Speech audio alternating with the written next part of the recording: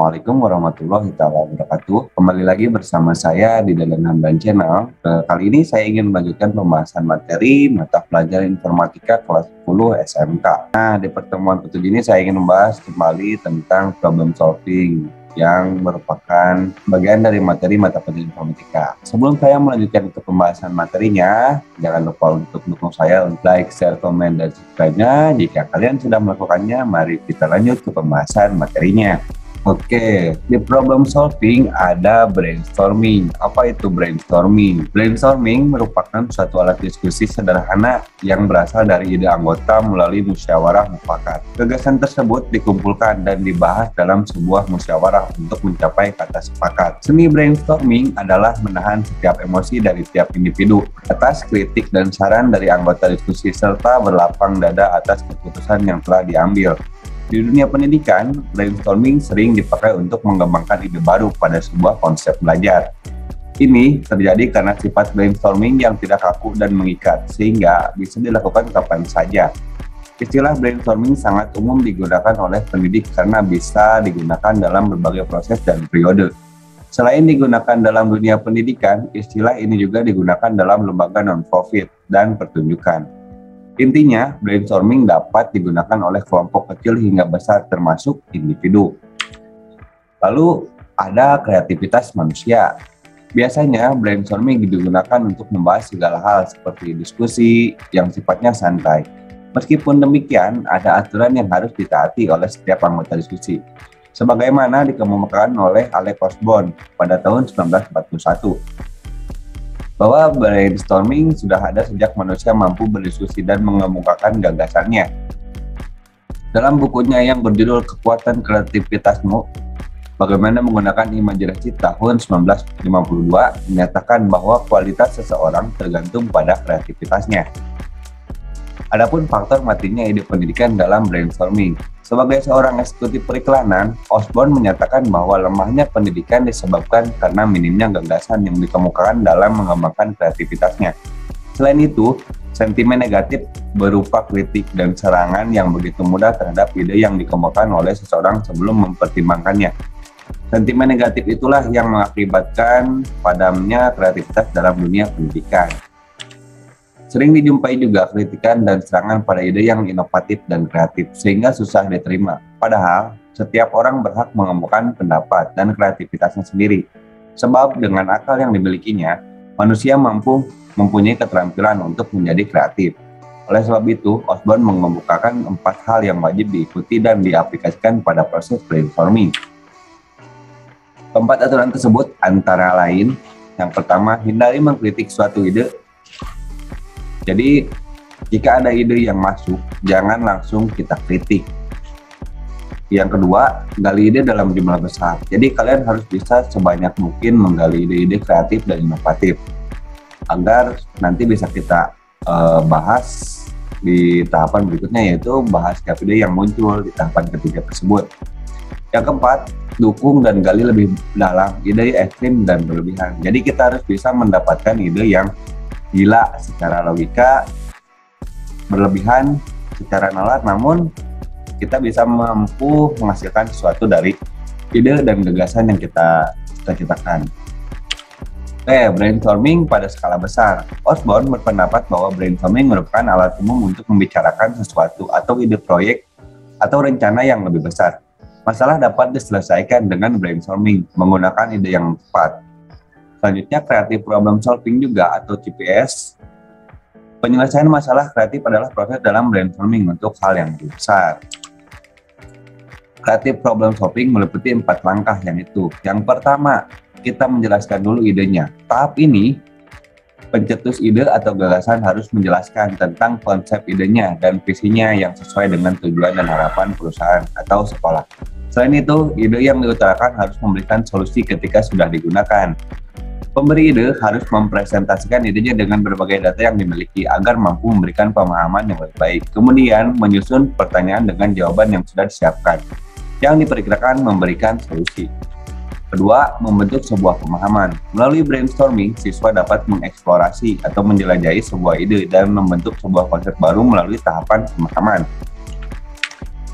Lalu yang ketiga, mengembangkan ide tersebut. Setelah kita mendapatkan ide dan kita kumpulkan ide tersebut, maka yang dilakukan kemudian dilakukan evaluasi untuk mengembangkan ide tersebut. Berikutnya, menerapkan ide pada rencana yang dirancang. Tahap ini mengimplementasikan brainstorming dilakukan dengan mewujudkan sebuah ide menjadi sebuah rencana. Perumusan rencana dilakukan dengan menganalisa sumber daya dan melakukan tindakan nyata sesuai kebutuhan dengan rencana kerja yang telah ditetapkan sebelumnya berdasarkan timeline yang jelas. Nah, adapun prinsip brainstorming, terdapat 4 prinsip inti yang secara umum banyak dilakukan atau digunakan oleh sebagian besar orang dalam berorganisasi, yaitu yang pertama, keseimbangan antara pemikiran yang berbeda dengan konvergen. Inti dari kreativitas adalah cara menganalisa suatu solusi. Dengan membuat keseimbangan dari cara berpikir manusia yang sempit, menganalisa dan membuat keseimbangan dalam berpikir merupakan dua hal yang dilakukan secara terpisah, namun memiliki kesamaan hasil, yaitu implementasi pada ide yang telah diungkapkan. Lalu, gunakan masalah sebagai hal yang diperdebatkan. Masalah yang berasal dari perdebatan dapat ditemukan atau menghasilkan solusi. Bahkan satu pertanyaan yang diperdebatkan dapat menghasilkan beberapa jawaban. Dalam brainstorming, suatu pertanyaan lebih banyak menghasilkan kreativitas dibanding sebuah pernyataan yang membatasi tanggapan dari anggota diskusi. Ketiga, menangguhkan penilaian dan kritik. Seperti yang dikatakan sebelumnya, bahwa mengkritik ide secara langsung akan mematikan kreativitas dari ide tersebut. Untuk itu, hindari penilaian langsung dan tangguhkan hal tersebut hingga waktu yang tepat. Berkaitan dengan itu, pembaca bisa menggunakan waktu terpisah dari tahap pengembangan ide, yaitu pada tahap pembahasan dan kesimpulan. Keempat, biasakan berkata ya dan daripada kata-kata tidak atau tetapi. Pemilihan kata dalam merespon sebuah ide yang dikemukakan juga akan mempengaruhi kreativitas. Dalam memformulasikan ide, kata-kata ya atau dan akan bermakna luas. Respon di atas dari sebuah proses brainstorming bermakna menggali lebih dalam ide baru dan cenderung ada keingintahuan lebih jauh atas ide baru tersebut. Sedangkan penggunaan kata tidak atau tetapi seolah-olah kita telah menutup diskusi dan mematikan penjelasan dari sebuah ide tersebut. Lebih fatal lagi, kata tetapi dan tidak seolah menolak semua yang telah dibicarakan sebelumnya. Nah, adapun prosedur brainstorming. Meskipun terlihat mudah dan familiar, brainstorming harus dilaksanakan dalam waktu yang tepat dan rancangan yang matang. Selain itu, diperlukan fasilitator yang terlatih agar mendapatkan hasil yang maksimal. Brainstorming dapat dilakukan secara individu, tetapi variasi brainstorming dapat manakala dilakukan secara berkelompok. Prosedur pelaksanaan brainstorming juga yang dilakukan atau diterapkan pada kelompok, yaitu rencana brainstorming. Perlu disusun rencana yang matang sebelum melaksanakan brainstorming. Dalam perencanaan, perlu disusun pula beberapa pertanyaan terbuka yang bisa dijadikan pembahasan. Seperti, apakah pelayanan kita kurang memuaskan atau bagaimanakah cara kita memberikan pelayanan terbaik pada pelanggan? Nah, setelahnya, setiap peserta memilih kelompok sesuai dengan pertanyaan yang telah ditentukan. Agar memudahkan tiap anggota kelompok terdiri dari orang-orang yang memiliki tugas dan fungsi yang sama, agar solusi yang dihasilkan selama brainstorming dapat diterapkan. Sebagai contoh, jangan libatkan orang yang bertugas sebagai penerima tamu untuk pemecahan permasalahan marketing. Setelah kelompok terbentuk, susunlah jadwal dan tempat yang sesuai untuk melaksanakan brainstorming. Terkadang, brainstorming dapat dilaksanakan di luar sekolah untuk menghindari konflik terkait pelajaran. Sebaiknya, brainstorming dilaksanakan secara terjadwal dan di luar jam pelajaran, akhir pekan atau malam hari sepulang sekolah. Tentukan seorang fasilitator yang pandai. Selanjutnya, merumuskan pertanyaan, mencatat ide tiap anggota, mengelola suasana dan mengevaluasi proses brainstorming, serta menentukan rencana tindakan yang sesuai dan dapat direalisasikan bersama kelompok. Setelah semuanya siap, buatlah jadwal yang meliputi waktu, tempat, dan pokok diskusi, kemudian diinformasikan pada masing-masing kelompok. Sebaiknya, setiap rencana meliputi alat transportasi, konsumsi, akomodasi, dan fasilitas lainnya. Kedua, proses brainstorming. Brainstorming berisi pokok masalah atau susunan pertanyaan yang kemudian dikumpulkan jawaban yang dianggap sebagai solusi dan evaluasi dari tiap jawaban yang dianggap tepat. Beberapa proses brainstorming menghasilkan solusi terbaik, namun tetap diperlukan motivasi dan inovasi yang lebih kreatif. Sesuai dengan pengetahuan dan dinamika yang terjadi dalam suatu kelompok, fasilitator yang cakap dapat memilih dan menerapkan jenis prosedur brainstorming. Variasi yang dapat dipakai dalam brainstorming antara lain brainwriting atau penulisan. Fasilitator mempersilahkan tiap anggota menulis atau mengungkapkan idenya masing-masing dan memberi komentar pada ide dari setiap anggota. Proses ini harus dilakukan secara sukarela tanpa diminta. Cara ini sangat efektif jika ada individu yang dominan atau enggan terlibat dalam kelompok. Round Robin Brainstorming. Moderator mengajukan pertanyaan kepada setiap individu tentang ide-ide mereka secara bergantian. Jadi, dalam hal ini, brainstorming adalah alat untuk mengaktifkan ide-ide setiap anggota. Karena dilakukan satu demi satu, setiap anggota mau tidak mau mempresentasikan ide mereka dan tidak bisa begitu saja mengikutinya. Praktek ini baik untuk menghindari dominasi atau skeptis anggota. Selanjutnya ada role storming. Praktek ini merupakan proses yang mendorong kreativitas anggota kelompok untuk mengeksplorasi peran yang ditugaskan dalam simulasi atau drama di dunia pendidikan. Misalnya, ada yang tugasnya mengadu sebagai pelanggan atau yang lebih aktif menjadi superhero favoritnya.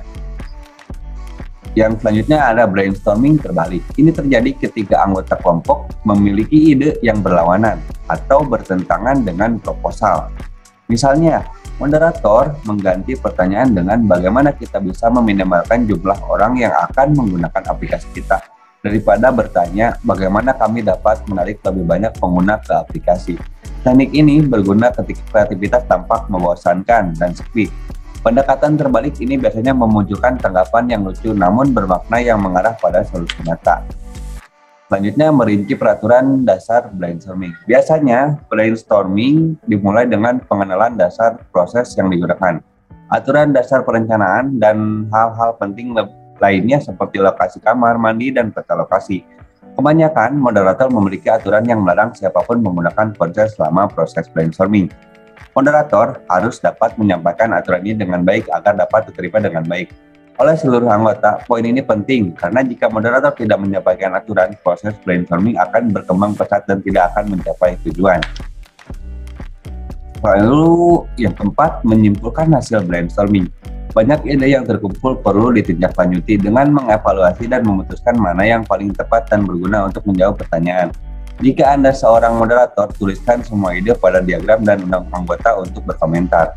Dari sekian banyak ide, dipilih beberapa ide yang harus didiskusikan lebih lanjut dengan tim, dikembangkan, direncanakan, dan dilaksanakan sesuai fungsi dan jadwal.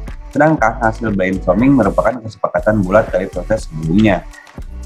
Kelebihan brainstorming. Dalam teori Osborne, dalam Creative Education Foundation-nya, rahasia brainstorming yang efektif adalah memisahkan ide-ide kritis dari ide-ide kreatif. Dengan kata lain, akan ada lebih banyak pilihan sebelum mempertimbangkannya, mengevaluasinya, dan memutuskan. Hasil dari proses ini tidak hanya keputusan praktis, tetapi juga keputusan kreatif dan inovatif. Menerima ide dari anggota juga membantu mengubah cara berpikir Anda dari biasa menjadi luar biasa. Di sini, brainstorming ide merupakan langkah dalam proses yang lebih kompleks dalam membangun dan mengimplementasikan ide-ide kreatif dalam pendidikan.